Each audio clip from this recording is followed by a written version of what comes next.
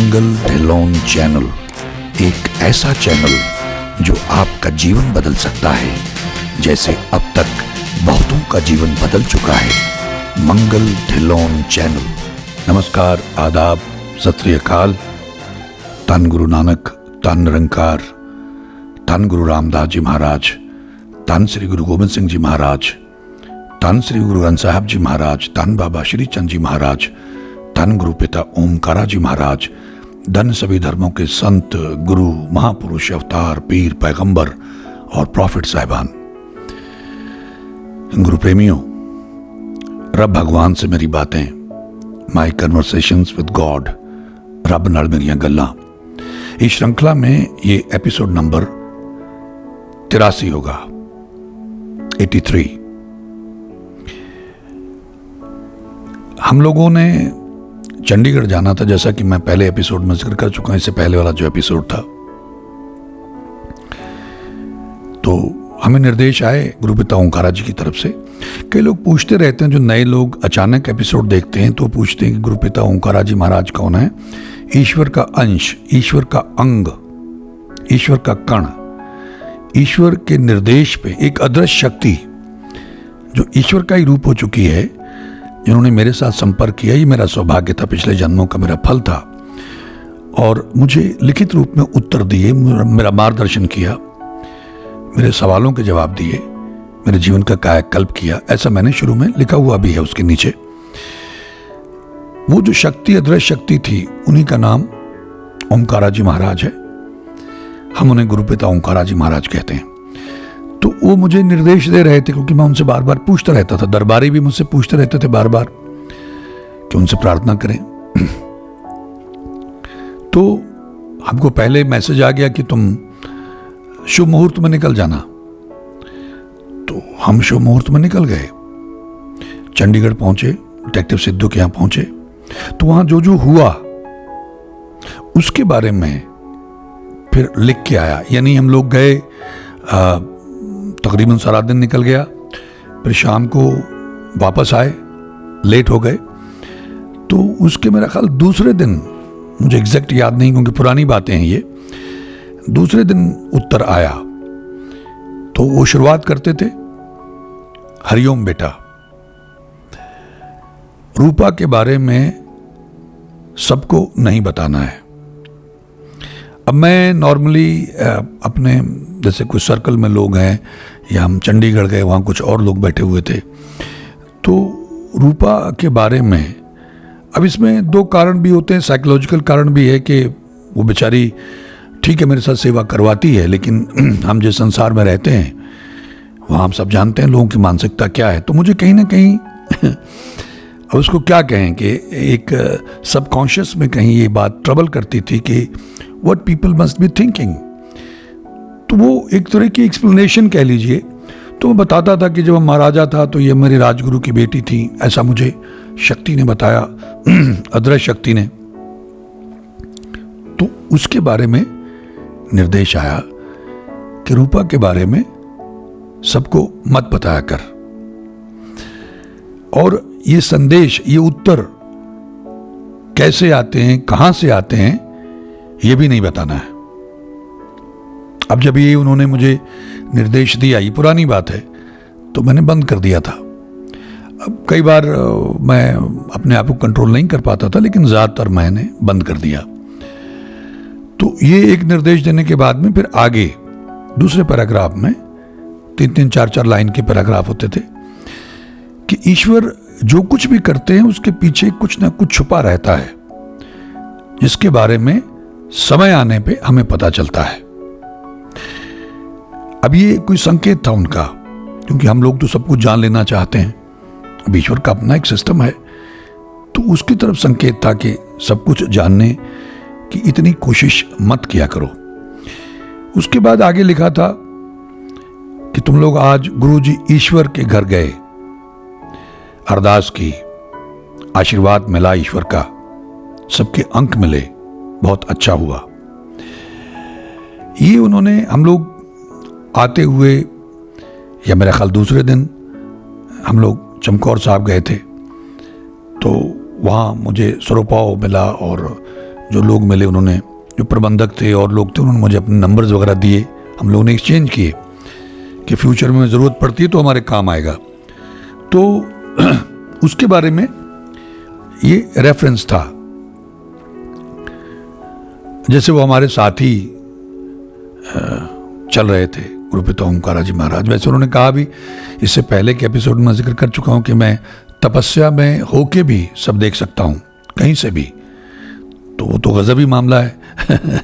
हम लोग जहाँ भी जाते थे स्कैनर में थे, वो हमको देखते थे, ऐसा उन्होंने बता भी दिया हमको।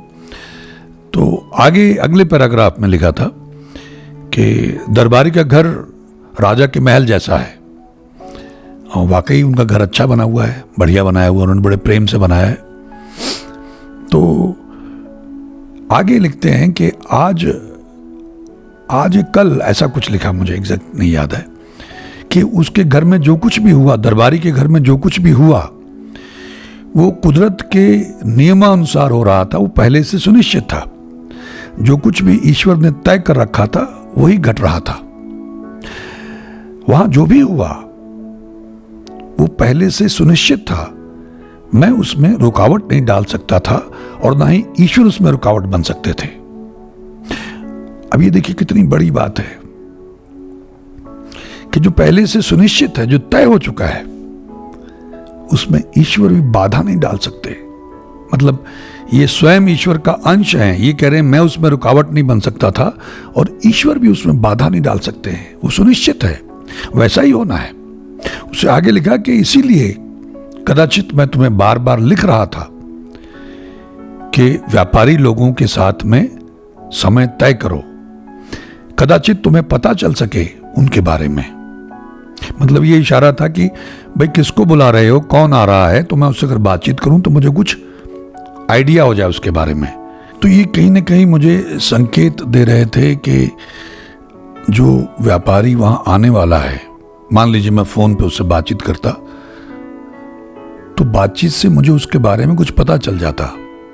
अब मैंने बार बार ये कहा कि सब सांकेतिक भाषा होती है जिसे हम लोग समझ नहीं पाते हैं, पकड़ नहीं पाते हैं। आगे उन्होंने लिखा कि मैं कदाचित दरबारी की भावना से प्रसन्न हूं, लेकिन ईश्वर को मानना है, मुझे नहीं। अब इसमें उनका इशारा इस तरफ था कि जब हम लोग यहां से गए तो उसको कुछ दृष्टांत मिला दरबारी को, क्योंकि वो काफी मेडिटेशन करने लग गए। तो उन्होंने बड़ी तैयारी कर ली, फूल वगैरह लेके पूरा परिवार वहां खड़ा हुआ था। और जब हम पहुंचे तो गाड़ी का जो रास्ता वही ब्लॉक किया हुआ था कि गाड़ी में आगे न लेके जाऊं, वहीं जहां पे वो खड़े थे वहीं रुक जाए। मैंने गाड़ी रोकी तो उन्होंने खिड़की खोली और खोल के प्रणाम किया और फूल बरसा ऐसे बिखेरते हुए वो अंदर की तरफ ले गए, जैसे कि उन्होंने गुरुपिता ओंकारा जी महाराज को वेलकम किया हो। और वहाँ उनके लिए अलग से एक आसन लगाया हुआ था और प्रार्थना की कि आप इस पे विराजमान हो। और जितनी देर हम लोग वहाँ रहे तो ये हम मान के चल रहे थे कि गुरुपिता ओंकारा जी महाराज वहाँ विराजमान थे, और अगर चाय पानी या कुछ खाने के लिए तो उनके लिए रखा गया। तो ये इसके बारे में रेफरेंस था कि मैं उसकी भावना से कदाचित प्रसन्न हूं, लेकिन मानना ईश्वर को है, मुझे नहीं। फिर आगे उन्होंने लिखा कि तुम लोग व्यापारी के बारे में तो जान ही चुके हो। एक राजा और रंक में जो फर्क होता है, ऐसा ही कुछ वहां था। एक यंत्र लेकर कोई जौहरी नहीं बन जाता। उसके पास एक टेस्टर टाइप कोई चीज थी, कोई इंस्ट्रूमेंट था, तो वो बार बार दिखा रहा था उसको कि मैं इससे ये करता हूं, इससे वो करता हूं। तो ये उसकी तरफ निर्देश था कि एक यंत्र लेकर कोई जौहरी नहीं बन जाता है। एक भिखारी के लिए हीरा और पत्थर एक समान है जब तक कि उसे इसके बारे में ज्ञान ना हो जाए। तुम सबने मिल बैठकर उस नन्हे अनजान शिशु को पहचान लिया था। अब हम लोगों ने जैसे बातचीत उससे की तो वास्तव में हमने उसको पहचान तो लिया कि भाई इसके तो बस की बात नहीं है। लेकिन जो भी हुआ ठीक हुआ, ऐसा प्रभु जी ने लिखा। वो तुम्हारे प्रश्नों के उत्तर देने से बच रहा था। अच्छा, मैं उससे तरह तरह के सवाल पूछ रहा था, क्योंकि मेरे अपने बड़े लॉजिकल क्वेश्चंस थे कि अगर तुम इतने बड़े भाई पहुंचे हुए आदमी हो, तुम्हारे पास इतना अनुभव है, तो फिर वो ये होना चाहिए, ये होना चाहिए। तो ऑब्वियसली प्रभु जी सुन रहे थे, तो कहने लगे वो तुम्हारे सवालों के उत्तर देने से भाग रहा था, उसकी हैसियत नहीं है उस वस्तु को आंकने, मापने की, पहचानने की या खरीदने की। लेकिन ईश्वर ने जो किया ठीक किया, तुम्हें इसका आभास पहले से हो गया था। दरबारी बहुत संशय में था, कदाचित बहुत दुखी, परेशान और मायूस, जैसे कोई विश्वास टूट गया हो। अब ये मुझे मालूम हो किस तरफ इशारा कर रहे थे। उसको बड़ी उम्मीद थी कि प्रभु जी आएंगे, हमने दरबार साहब में जाके अरदास की है और अब तो बात बन ही जानी चाहिए, क्योंकि वो काफ़ी देर से लगे हुए थे। तो एक विश्वास जैसे टूट जाता है। अब यूं तो अंतर्यामी है, वो तो सब जानते हैं, अदृश्य रूप में वो देख भी रहे थे कि जैसे एक विश्वास टूट गया हो। रूपा का मन भी बहुत दुखी था। यह भी सत्य है कि डॉक्टर रूपा भी बहुत अपसेट थी कि बात नहीं बनी, कुछ भी नहीं बनी। तीसरे स्थान पे तुम ठीक थे। अब ये, क्योंकि मैं तो मान रहा था कि जो उसकी मर्जी है, उसने जब करना तभी करना है, ये सब उसका खेला है। तो कहने लगे, बेटा ये सब परीक्षाएं हैं, ये टेस्ट हैं, ईश्वर से अरदास करो, ईश्वर सब ठीक करेंगे। जो कुछ भी तुम लोगों का वहां वार्तालाप हुआ, बातचीत हुई, उसका क्या फल निकलेगा आने वाले समय में तुम्हें धीरे धीरे इसका पता चल जाएगा। अब ये उनका अपना एक सांकेतिक भाषा है, ये मतलब कहो बहुत क्लियरली वो कुछ नहीं बताएंगे आपको। हालांकि काफी चीजें वो क्लियर करते रहे, लेकिन फिर भी कहीं कहीं ऐसा लगता था कि वो आगे आने वाले समय की तरफ कोई संकेत कर रहे हैं। उसका परिणाम, उसका फल क्या होगा, ये आगे आने वाले समय में तुम्हें पता चल जाएगा। दरबारी को बोलो कि सच्चे दिल से अरदास करे, उसकी पत्नी भी, दोनों मिलकर अरदास करें। तुम और रूपा भी दोनों मिलकर अरदास करो। गुरु रामदास जी ईश्वर बहुत दयालु हैं, समय लग जाएगा लेकिन सुनेंगे जरूर। हरिओम बेटा, ईश्वर तुम्हारा भला करेंगे। ये एक करीब 2.5-3 पेज का उत्तर मुझे आया। अब इसमें जैसे मैं बार बार हर एपिसोड, ये जो वाले एपिसोड्स हैं जो मेरी कन्वर्सेशंस हुई, उसमें अक्सर ये जिक्र करता हूं कि मकसद क्या है और इससे आपको क्या लाभ है, इसको आपको क्यों देखना चाहिए। भाई मेरे जीवन में घटा है, अद्भुत है, अनबिलीवेबल है, अविश्वसनीय है, लेकिन घटा है, तो इससे दूसरे को क्या लाभ। अब देखिए कितनी बड़ी बात उन्होंने बताई, सब सुनिश्चित है। वो स्वयं, अब जो प्रक्रिया चल रही थी वो उसके बारे में हमको पहले ही बता सकते थे। नहीं, हुक्म है, आज्ञा नहीं है। प्रकृति का अपना एक नियम है, सब कुछ सुनिश्चित है, उसके हिसाब से वो घटेगा। उसमें न गुरुपिता ओंकारा जी महाराज, यहां तक कि ईश्वर स्वयं भी उसमें बाधा नहीं डाल सकते उसमें रुकावट नहीं डाल सकते। एक सिस्टम है। तो हर चीज पे संकेत दिए कि दिल से अरदास करनी है, समय लग जाएगा, हो जाएगा। गुरु रामदास जी ईश्वर बहुत दयालु हैं, खुद वहां विराजमान थे। जो आदमी आया और ये के संकेत दिए कि लिखित रूप में कि तुम उनसे संपर्क करो समय तय करने के बारे में, ताकि मुझे कुछ आइडिया हो जाता पहले से ही। लेकिन जब मैंने वहां देखा तो तुम्हें पहले से आभास हो गया था। जो होता है अच्छे के लिए होता है, सब कुछ पहले से सुनिश्चित है।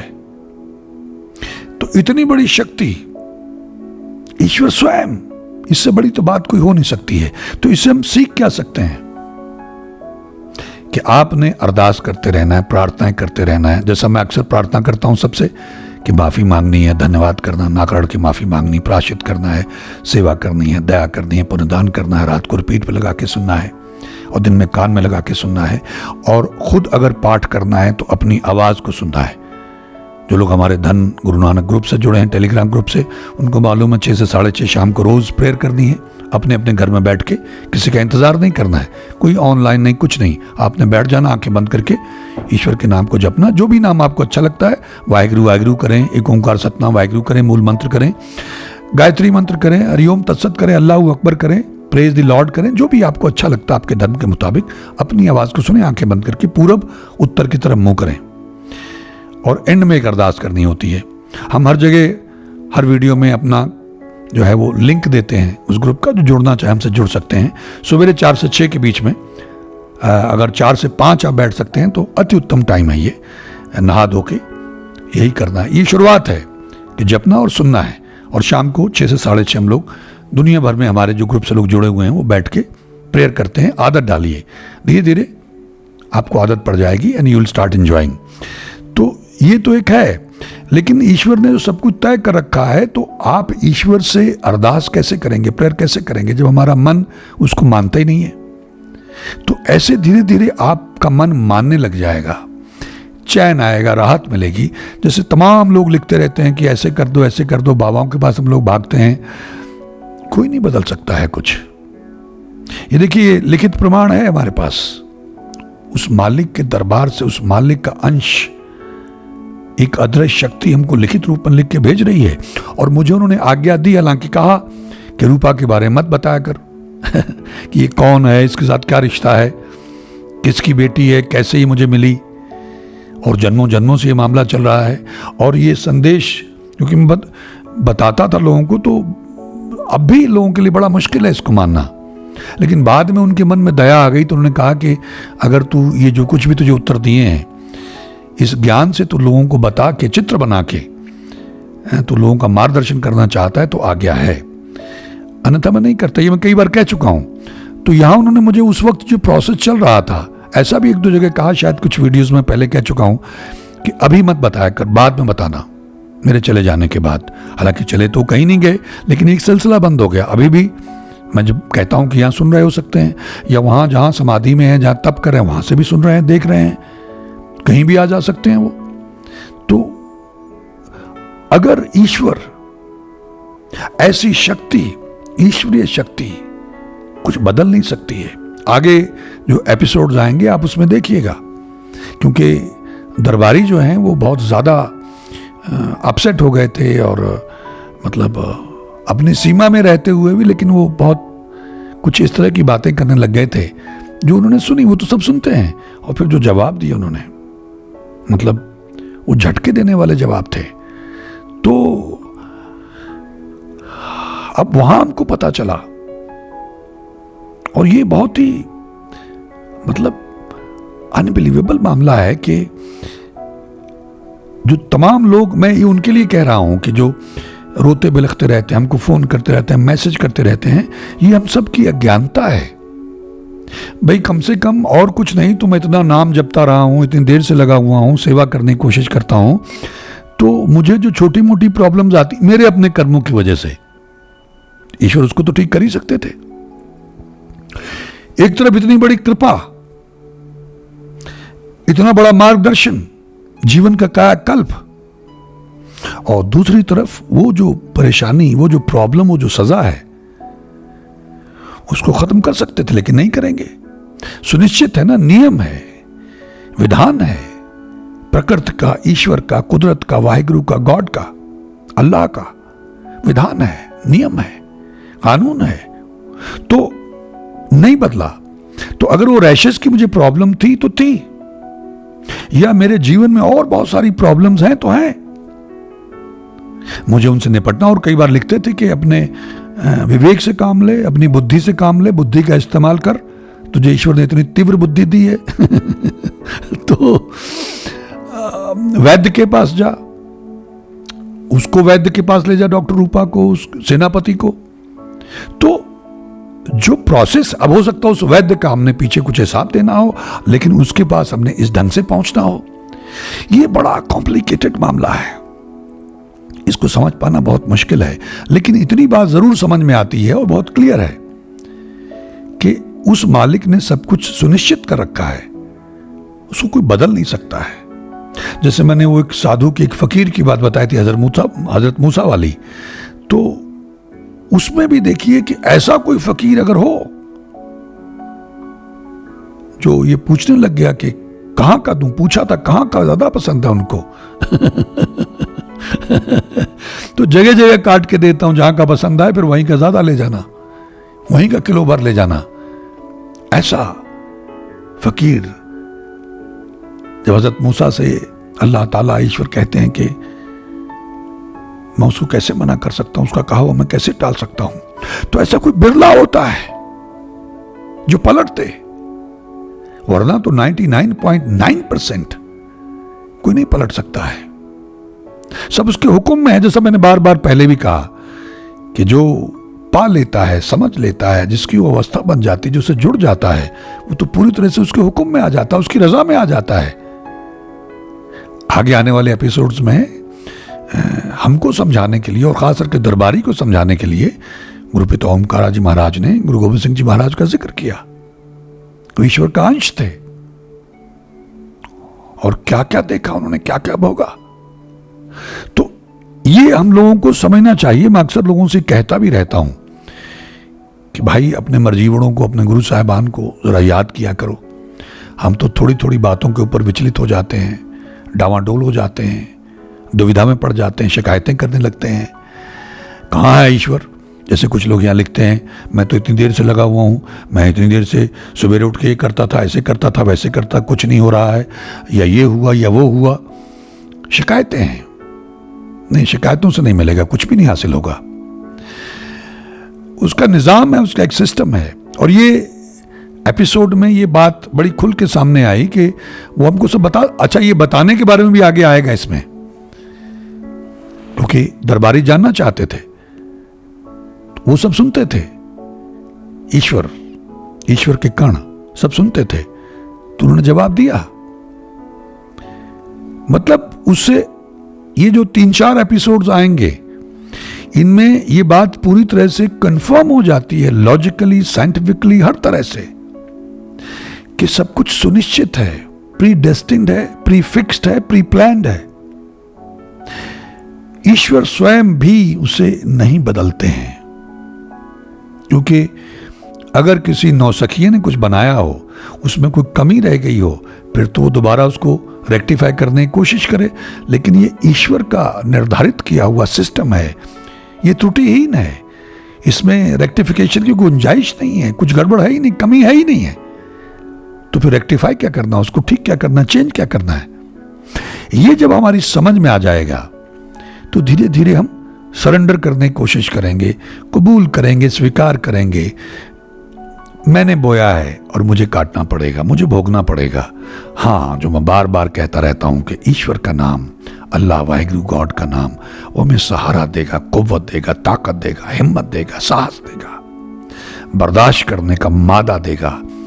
जब एक्सेप्टेंस आने लग गई और आपने ये स्वीकार कर लिया, तो इतनी हिम्मत दे देगा, बर्दाश्त का मादा दे देगा कि आप उसे झेल पाएंगे। ऐसे लोगों का जिक्र मिलता है, मैंने कहीं जिक्र किया होगा कि जो लोग ईश्वर से जुड़े हुए लोग थे, भक्त लोग थे, गुरसिख लोग, जो ये हमारे यहाँ पंजाब में जो मूवमेंट हुई, ये पुलिस वालों ने मुझे बताया। हम लोग शूटिंग करते ट्रेन टू पाकिस्तान की, तो वहां पुलिस वालों की ड्यूटी होती थी, तो एक इंस्पेक्टर आता था, तो वो ऐसे बातें करने लग गया, जो खाड़कूवाद हमारे पंजाब में सरकार उसे टेररिज्म कहती है, दहशतगर्दी कहती है, लेकिन जो सिख लोग उसमें इन्वॉल्व थे उसे खाड़कूवाद कहते हैं। तो वो इंस्पेक्टर मुझे बताता था। अब देखिए, हम पुरानी बातें तो पढ़ते हैं, लेकिन ये तो रिसेंट टाइम की बातें हैं, जब मूवमेंट चली थी पंजाब में, जब संत भिंडरांवाले जी के कमान में ये सिलसिला चला था पंजाब में। बहुत नुकसान हुआ पंजाब का उस दौरान, बहुत नुकसान हुआ, जो सदियों तक उसकी भरपाई नहीं हो पाएगी। गांव के गांव खाली कर दिए पुलिस ने, कभी बाराती नहीं निकली, सब नौजवान मार डाले। किसी का मतलब तगमे लेने के लिए, तमगे लेने के लिए, सरकार से मेडल लगवाने के लिए, तरक्कियां पाने के लिए, क्योंकि वहां से ब्लैंकेट परमिशन मिल गई थी कि मारो। तो वो इंस्पेक्टर मुझे बता रहे थे, मेरा ख्याल अब तो उनकी तरक्की हो गई है, प्रमोशन हो गई है बहुत। ये ट्रेन टू पाकिस्तान की शूटिंग बहुत पहले हुई थी। तो कहते थे कि जो जेन्युइन लोग थे उनमें, जो जेन्युइन खाड़कू थे, गुरमुख लोग थे, जुड़े हुए थे ईश्वर से, कहने लगे उनको टॉर्चर करते हुए हम लोग डरते थे, क्योंकि उनके चेहरे पे कोई शिकन नहीं आती थी। उनको जख्म दिए जाते थे, जख्म करके उनमें मिर्चें डाली जाती थी, और तरह तरह का 3rd डिग्री या उससे भी आगे का जो टॉर्चर, वो करंट लगाते थे, बिजली का करंट लगाते थे आपके प्राइवेट पार्ट्स में, और पता नहीं क्या करते थे, जल्लादों वाले काम थे। तो वो कहने लगे कि हम डरते थे, क्योंकि वो बिल्कुल भी न कराहते थे, न चीखते चिल्लाते थे, और वो बैठ के एक ओंकार सतनाम वाहिगुरु वाहिगुरु वाहिगुरु वाहिगुरु यही करते रहते थे। तो एक घटना उसने बताई कि हम लोग किसी को टॉर्चर कर रहे थे, वो पहुंचा हुआ था, गुरसिख था गुरु का।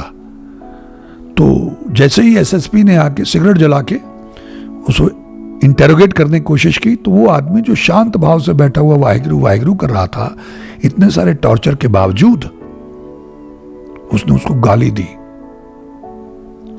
एसएसपी को।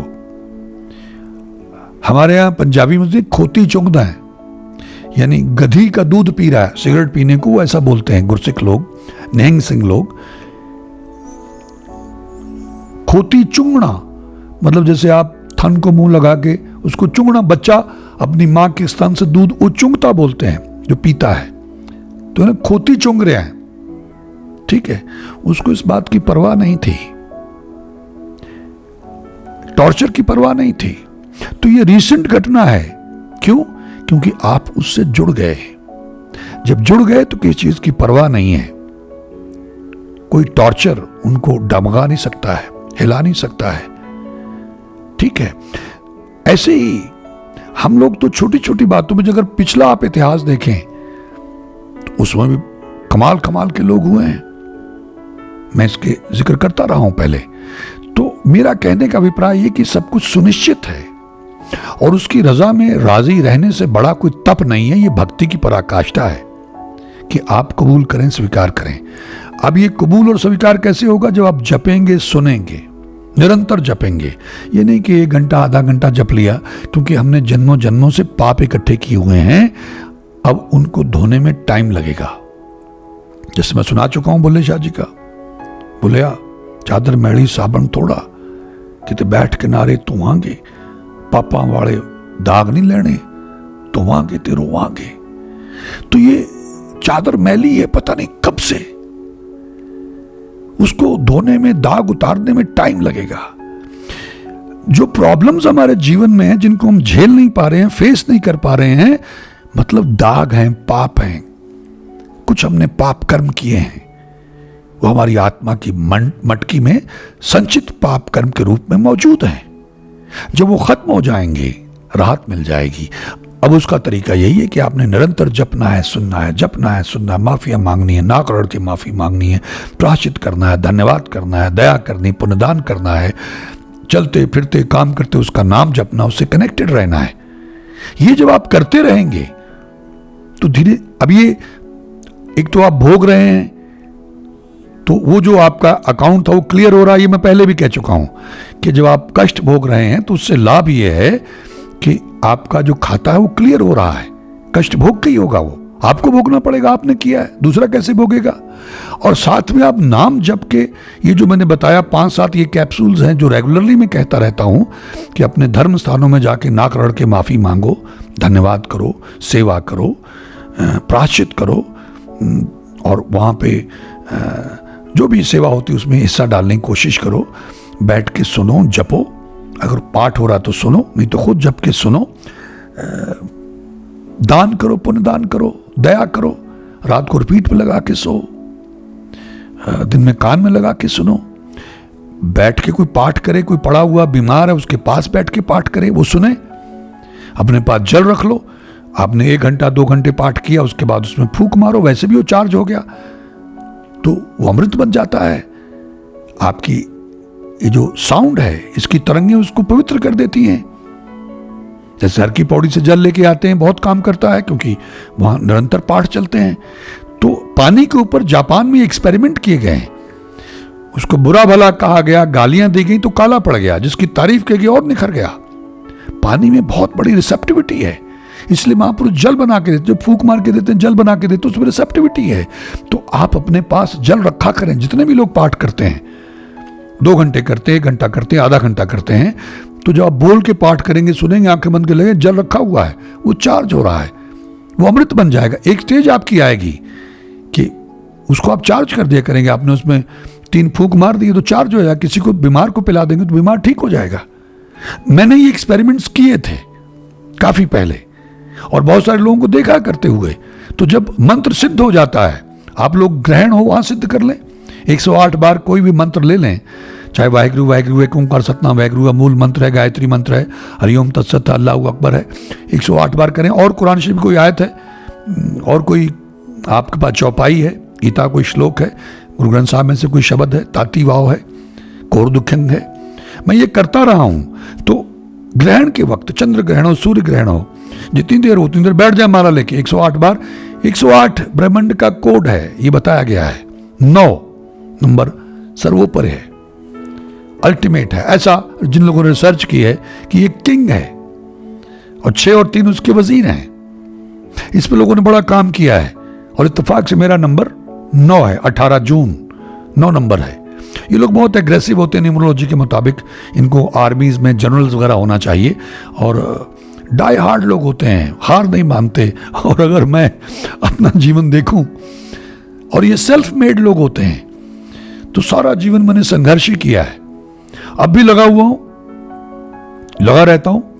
जैसे लोग देखते हैं वहां इतने मिलियन सब्सक्राइबर हैं, वहां इतने मिलियन लाइक्स हैं, हमारे यहां जितने भी हम लगे रहते हैं। इस राह पे तो बिरले चलते हैं जिनके भाग्य में होता, सबके भाग्य में थोड़ी है। इसलिए तो कह रहे हैं कि संसार की बहुत बड़ी आबादी खत्म होगी, क्योंकि सब ईश्वर के नाम से टूटे हुए हैं। आप उनकी बातें सुनिए, उनके दिनचर्या देखिए, उनका जीवन देखिए। ईश्वर में कौन इंटरेस्टेड है, ईश्वर के नाम में कौन इंटरेस्टेड है। इसलिए मैं बार बार कहता रहता हूं और ये सारे प्रमाण दे दे के कहता हूं कि सब सुनिश्चित है, लेकिन आप लोग जपें और वो भी सुनिश्चित है। अगर हमारे चैनल ने माध्यम बनना है, इस नाचीज ने माध्यम बनना है, जरिया बनना है, तो मैंने माध्यम बनना है आपके जीवन में। और अगर आपके जीवन में बदलाव आता है, आप लग जाते हैं, तो ये सब बनाना सार्थक हो गया। कुछ ही लोगों का जीवन अगर बदल जाता है तो हमारी ये मेहनत सार्थक हो गई। ईश्वर खुश होते हैं, अल्लाह वाहिगुरु गॉड खुश होते हैं। तो इसलिए लगे रहें। समय, जो लोग मेरे संपर्क में हैं, महापुरुष, विद्वान, उनका तो ये कहना है कि अभी समय और भयानक आ रहा है। मैं भी कितनी बार ये कह चुका हूं पहले, और 2022 में तो लगभग 1-1.5 साल तो आग ही बरसनी है चारों तरफ से, तबाही, हर तरह से तबाही, बर्बादी पूरी दुनिया में। ठीक है, और उसकी तैयारियां आपको दिख रही हैं। कुछ लोगों ने कहा कि आप अफगानिस्तान में तालिबान के बारे में बोलें, सब कुछ तो प्रत्यक्षम किम प्रमाणम, सब लोग तो बोल रहे हैं, क्या बोलना है। एक चिंगारी काफी होती है सारे घर को, सारी दुनिया को जला देने के लिए। तो चिंगारी तो आपके सामने है, ब्लास्ट आपके सामने है, उसको पंजाबी में लांबू बोलते हैं, लपटें आपके सामने हैं। और ये जो खेल अमेरिका खेल रहा है, या चाइना खेल रहा है, रशिया खेल रहा है, ईरान खेल रहा है, या और कुछ देश उसमें इन्वॉल्व हैं, उनको मालूम नहीं है। पाकिस्तान खेला, उनको मालूम नहीं है कि ये जो गड्ढा कोई खोदता है उसमें खुद ही गिरना पड़ता है, उसको कीमत देनी पड़ती है। अमेरिका ने अगर खेल खेला था तो उसको उसकी कीमत देनी पड़ी, और अमेरिका पे करता रहता है। अब चाइना इसमें इन्वॉल्व हो गया है, रशिया इसमें इन्वॉल्व है, और तमाम लोग इन्वॉल्व हैं। तो अगर ये जगह विश्व युद्ध का कारण बनी तो उसके लिए देखिए कितनी बड़ी तबाही होने की संभावनाएं हैं। इसीलिए कहता हूं ईश्वर से प्रार्थनाएं करो, सब लोग लग जाओ, क्योंकि ज्यादातर लोग तो इसमें इंटरेस्टेड नहीं है। ज्यादातर लोग बोल वचन है, कर्मकांड करने वाले लोग हैं, लेकिन लगते नहीं हैं, उनका दुर्भाग्य। तो बिरले बिरले लोग हैं। तो उन सबसे प्रार्थना है कि भाई हम तो लगे, हम तो अपना फर्ज निभाएं, खूब जपें जितना जप सकते हैं, उसमें कोताही मत करें। ये तो नॉर्मल हालात में है कि सुबेरे कर लिया, शाम को कर लिया, नॉर्मल हालात में। जैसे होता ना कि आप फिट हैं तो सुबेरे थोड़ी सी सैर कर ली, शाम को कर ली, फिर तो ठीक है। लेकिन अगर अनफिट हैं, अगर बहुत सारी बीमारियों ने घेर रखा है, अगर आप बहुत सारी दवाइयाँ खा रहे हैं, तकलीफ बढ़ती जा रही है, फिर तो आपको बहुत सीरियसली लेना होगा। इसी तरह से इतनी सारी प्रॉब्लम सारी दुनिया में और हमारे सामने अब तो दिखाई दे रहा है, तो जुट के करना पड़ेगा। यानी अब सारा फोकस हमारा हरिनाम सुमिरन पे होना चाहिए, जपने पे होना चाहिए, गाने पे, पाठ करने पे, इस पे होना चाहिए, धन्यवाद करने पे, माफी भक्ति में ज़्यादा टाइम गुजारिए। दूसरे काम करिए, ठीक है, अगर काम करना मजबूरी है, कहीं आप ऐसी जगह पे हैं तो हाथ से काम करिए, मन में वाहिगुरु वाहिगुरु हरिओम तत्सत अल्लाहु अकबर प्रेज द लॉर्ड करते रहिए। सुबह शाम उससे माफी मांगिए, उसका धन्यवाद कहिए, उसका सुरक्षा कवच मांगिए, उसके इलाही पहरे मांगिए, मार्गदर्शन मांगिए। मैं उम्मीद करता हूं कुछ मित्रों की बात पकड़ में आई होगी और वो इसका अनुसरण करने का प्रयास करेंगे, क्योंकि मामला बहुत गंभीर है, बहुत सीरियस है और हम लोग बिल्कुल किनारे पे हैं। जो लोग इसका अनुसरण करके इसका लाभ उठाने का प्रयास करेंगे, मैं उनका आभारी रहूंगा। ईश्वर हम सबका भला करें। आप सबका बहुत बहुत धन्यवाद। नमस्कार, जय हिंद, जय भारत। धन गुरु नानक, धन निरंकार, धन गुरु रामदास जी महाराज, धन गुरु गोविंद सिंह जी महाराज, धन श्री गुरु ग्रंथ साहब जी महाराज, धन बाबा श्री चंद जी महाराज, धन गुरु पिता ओमकारा जी महाराज, धन सभी धर्मों के संत, गुरु, महापुरुष, अवतार, पीर, पैगंबर और प्रॉफिट साहिबान। मंगल ढिल्लोन चैनल एक ऐसा चैनल जो आपका जीवन बदल सकता है, जैसे अब तक बहुतों का जीवन बदल चुका है। मंगल ढिल्लोन चैनल।